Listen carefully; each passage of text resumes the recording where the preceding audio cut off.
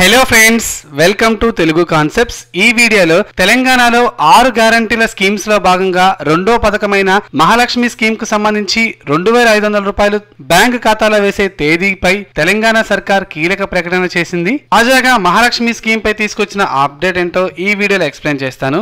మీరు ఈ వీడియోని లైక్ చేస్తే తెలంగాణ రాష్ట్ర వ్యాప్తంగా చూపిస్తుంది. అలాగే చాలా మంది వీడియో చూసి వెళ్ళిపోతున్నారు, సబ్స్క్రైబ్ చేసుకోవడం లేదు. బెల్ ఐకాన్ ట్యాప్ చేసి మన ఛానల్ ని సబ్స్క్రైబ్ చేసుకోండి. ఇక ప్రజాపాలనలో భాగంగా స్వీకరించిన అభయహస్తం దరఖాస్తుల డేటా ఎంట్రీపై ప్రభుత్వ ప్రధాన కార్యదర్శి శాంతి కుమార్ కీలక ఆదేశాలు ఇచ్చారు. జనవరి 17వ తేదీలోపు డేటా ఎంట్రీని పూర్తి చేయాలని కలెక్టర్లను ఆదేశించారు. దరఖాస్తుల డేటా ఎంట్రీ ప్రక్రియను మండల కేంద్రాల్లో చేపట్టి పూర్తి చేయాలన్నారు. దరఖాస్తు ఇవ్వని వారు మరోసారి తిరిగి దరఖాస్తులు అందజేయవచ్చని తెలియజేశారు. ఇక 10 రోజుల పాటు మీ సేవ సభ్యుల్ని కూడా ఈ డేటా ఎంట్రీకి వాడుకునే ప్రక్రియకు ప్రభుత్వం నాంది పలికింది. ఇక అభయహస్తం పథకానికి సంబంధించి డేటా ఎంట్రీ పూర్తయినాక ఆన్లైన్ లో అయితే వీరి జాబితాను నమోదు చేస్తారు. జాబితా నమోదు చేసిన అనంతరం మళ్ళీ మనకి స్క్రూటినీ చేస్తారు. అనంతరం మనకి బ్యాంక్ ఖాతా డీటెయిల్స్ అయితే తీసుకోబోతున్నారు.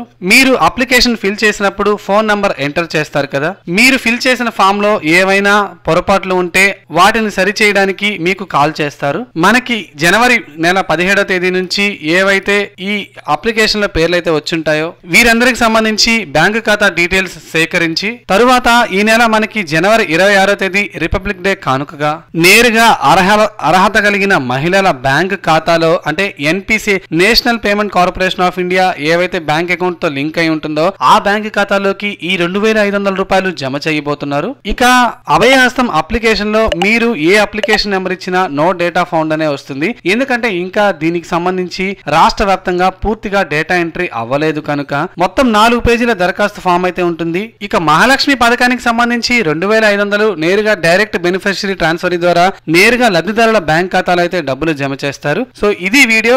ఈ వీడియోని మీ ఫ్రెండ్స్, ఫ్యామిలీ మెంబర్స్, రిలేటివ్స్ కి షేర్ చేయండి. వాళ్ళు తెలుసుకొని ఎంతో ఉపయోగించుకుంటారు.